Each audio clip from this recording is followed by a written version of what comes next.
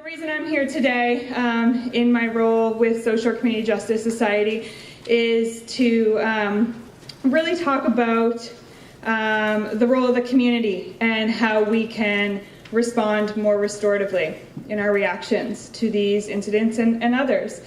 So when crime occurs, we gravitate towards this get tough mentality. As stated by Paul McCold in an article called Restorative Justice, The Role of the Community, he says, when we feel the pain and fear caused by crime, we demand greater punishment, as if this will bring relief. As a country, we seem to be turning more and more to harsher punishment, as if we know of no other way. In spite of the lack of any credible empirical evidence that punishment of any kind or amount reduces the crime, we continue to get tough on crime. This get tough mentality on crime was certainly felt in our community when 6 boys were charged with the sharing of intimate images. I'd like to read a few comments from Facebook in reaction to the news that the boys would receive a conditional discharge. It's important to note that Social Community Justice Society does not receive referrals for individuals who have been charged with the sharing of intimate images because there is a moratorium in place for domestic violence and sexual offenses. However, we are able to assist the community with a restorative approach to these types of offenses, and we did just that for the case of the 6 boys who were charged with the sharing of intimate images. So let's talk about restorative justice. Why restorative justice? Well, because justice approached restoratively is about just relationships, interpersonal, social, institutional, and systemic. Justice then is focused on addressing harms and needs in order to build understanding and trust to move forward in a good way. When we think about a restorative approach, I often hear people say, it's soft on crime. Restorative justice is far from soft on crime. When we respond restoratively, we move away from blame and focus on addressing harm and ensuring this does not happen again. We focus on meaningful accountability. We consider context and causes of the harm. Restorative justice reveals where individual harm is connected to broader or systemic issues. We focus not only on the offender and victim, but include others involved or affected or who can support the way forward. Restorative justice is aimed at making and supporting plans for the future that support safe and healthy relationships and communities. Not only does our organization support a restorative approach, but it also aligns with the purpose and intent of the Youth Criminal Justice Act, or YCJA. The YCJA supports a response to youth crime which is community-based and emphasizes meaningful consequences. Meaningful consequences are things done to help youth understand the impact of their actions and fix the harm done to others.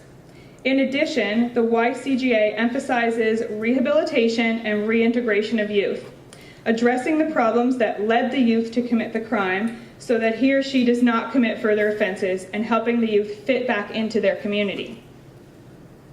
Provisions in the YCJA are clear that all available sanctions other than custody must be considered, and that the normal response to youth crime should be to look at extrajudicial measures like a referral to a community-based agency first.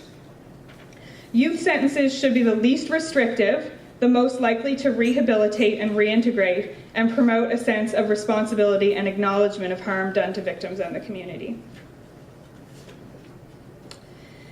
Now I'd like to share the thoughts of individuals who have participated in a restorative approach to this type of offense. The participants felt the restorative process was educational and helpful, which I heard both of you say was very important, the education piece.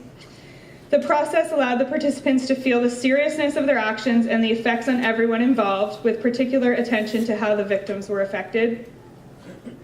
The restorative process helped the participants move forward with their lives, and it brought community together to educate. Cyberscan, RCMP, many players brought to the table to help educate and move forward in the right way. The judge also took notice of the impact of this crime on the victims. What if our community took a more restorative approach in their reaction? What would that look like? The community is certainly impacted by these incidents. The community also has a responsibility in playing a role in repairing the harm that has been done. A restorative approach recognizes that a community has both needs and obligations when a crime occurs. A community needs a renewed sense of safety and assurance that something is being done to address that loss of safety. As Paul Nicolle's article suggests, part of the solution is the process itself. Local communities need to be empowered to respond to their own conflicts in order to meet their needs, repair the psychological injury and anger of crime, and to help nurture the sense of community. We can see our community here doing just that.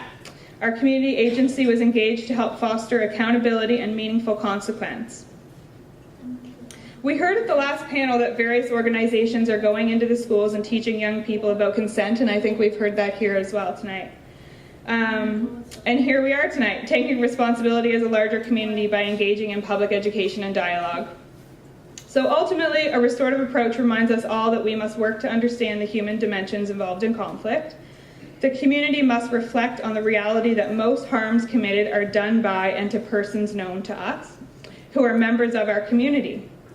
We must also remember a sometimes uncomfortable truth, that we as a community share responsibility for creating the social arrangements that lead to crime, and therefore we also have an obligation to help make things right.